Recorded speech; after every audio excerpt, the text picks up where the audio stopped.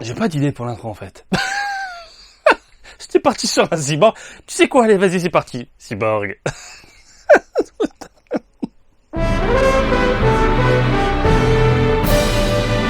Salut à toutes et à tous, Marty Japan pour un tout nouveau débat. Et bien aujourd'hui nous allons nous pencher sur la Last One. Enfin, oui, elle est là, la Last One de Ichiban Kuji Dragon Ball X. Ichiban Kuji convoité, Ichiban Kuji qui retourne le cerveau des collectionneurs. Ichiban Kuji qui s'est fait, extirper de toutes les boutiques participantes. Qu'est-ce qui se passe? On va terminer en beauté du coup avec cette figurine-là, une Last One de Tao Pai Pai Cyborg. Tao Pai Pai. Une figurine qui a été conçue par Varrock. Alors les Last One, je vous rappelle le principe. Vous allez dans une boutique participante, une Ichiban Kuji, il y a plein de tickets. Si vous êtes le client chanceux où il reste pas grand chose, vous tirez le dernier ticket de la boîte, on vous offre, c'est cadeau, cette figurine. Ça c'est mortel. Ça c'est mortel. Ce principe est quand même complètement fou. Et c'est pour ça que les Last One sont souvent rares et convoitées parce que, au final, elles sont pas incluses directement dans une loterie. C'est le cadeau final. Tu vois ce que je veux dire? Bref, ça envoie du lourd, ça donne envie, c'est complètement dingue et on va se la décortiquer. Pour information, elle est sortie le 13 mars 2022 dans tout l'archipel. Prix du ticket 800 yens. Last One, c'est un cadeau. Et puis, je vais vous montrer la boîte qui est quand même folle, hyper impressionnante. Voilà, Tao Pai Pai Cyborg, Tao Pai Pai en mode vénère, sur le côté dans un aspect dynamique, sous différents angles de l'autre. Encore l'aspect dynamique. Bref, ça envoie du steak. Déjà? Bah ouais, je suis chaud là, parce que laisse-moi là, je suis le cutter, robot, cyborg. On peut plus, bref. On va passer la seconde, bah oui. C'est parti ma gueule, je prends mon petit cutter et on découvre ce nouveau jeu du jour, ensemble. Allez hop, la même boîte que Tao Pai Pai avec les différents compartiments.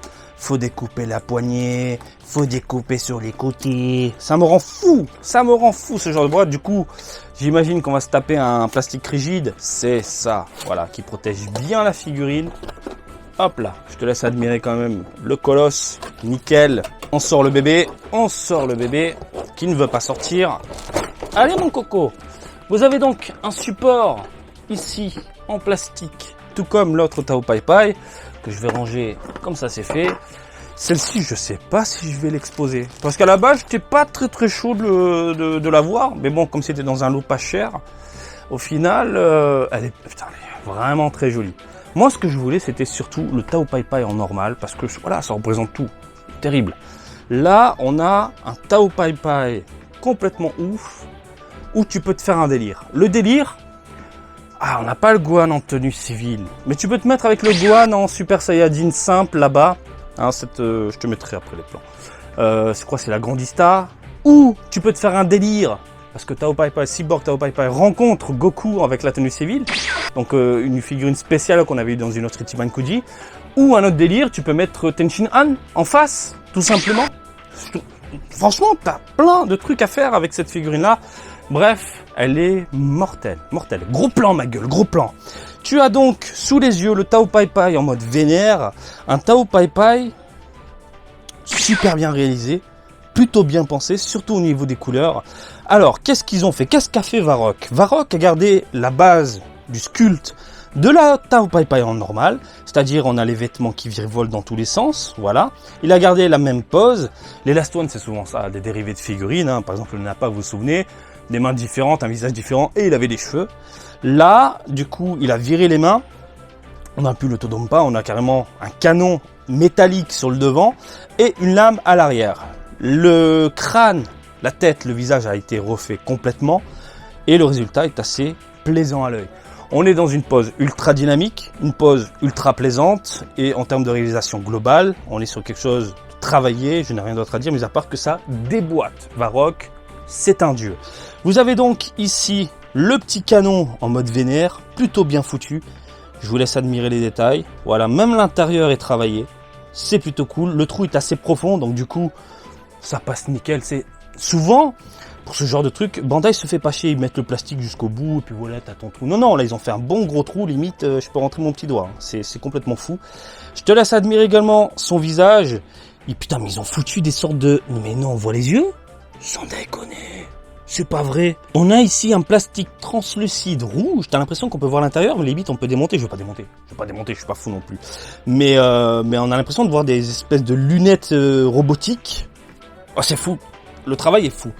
Bref, c'est bien pensé et surtout on nous prend pas pour des cons quoi. C'est pas juste une peinture posée à l'arrache. Non, c'est un truc. Ah là, on va bien mettre un plastique translucide. On va bien faire ressentir le côté métallique cyborg du personnage. Voilà, le collectionneur va être content et je te confirme que ça tue. Le dessus du crâne, je te laisse admirer, même le cou est super bien modélisé. Et la lame, rien à dire, ça envoie du très très lourd. Au niveau des couleurs, nous avons donc du mat au niveau du corps. Je ne vais pas revenir dessus, mais bon, tu as quand même différentes teintes au niveau des pliures, ça met bien en avant la carrure du personnage, etc. Le travail, la nouveauté, ça se situe au niveau du visage, du canon et de la lame. On a une peinture légèrement chromée, pas trop non plus, donnant un aspect métallique au personnage sur différentes pièces. T'as l'impression que quand je vais toucher, c'est froid. Mais non, c'est pas du métal, c'est du plastique. La petite tresse, par contre, virevolte de l'autre côté. En normal, elle est de ce côté-là. Ici, il a foutu à droite. Et ça envoie du lourd. On a une espèce de dégradé également au niveau des couleurs. Plutôt agréable à l'œil. Et cet aspect métallique est juste impressionnant. Il n'y a rien à dire. Ce travail est dingue. Dingue de chez dingue. Bref, modélisation terrible. Couleur qui envoie du lourd. Le côté chromé donnant un aspect métallique aux différentes pièces du corps, etc. Ça envoie du steak. Je suis totalement sous le charme. Je ne la voulais pas à la base. Je vais la garder. Je vais la garder. Mais non, mais tu peux pas jeter ça. Tu peux pas la revendre. C'est pas possible. Ce n'est pas possible. Allez, checkons la taille. Vous avez donc une figurine qui monte dans les 20 cm de ce côté-là. Hop là. Sur la tranche, on est dans les 18-19 cm. Et en hauteur, hop là. On est sur quelque chose qui monte dans les 20 cm. Voilà, c'est un colosse. Je te laisse admirer le délire, je te laisse admirer le Tao Pai Pai vénère avec la bouche ouverte. Ça envoie du lourd. Elle est impressionnante. Elle est phénoménale. Non mais c'est top. Elle tient debout toute seule. Oui. Pas de souci. Pas de bloc. C'est nickel. Tu mets ça dans une vitrine, ça ne bouge pas. Ça envoie du lourd. Bordel de merde. Je te la recommande? Non. T'as le choix. Le prix varie par contre. Voilà.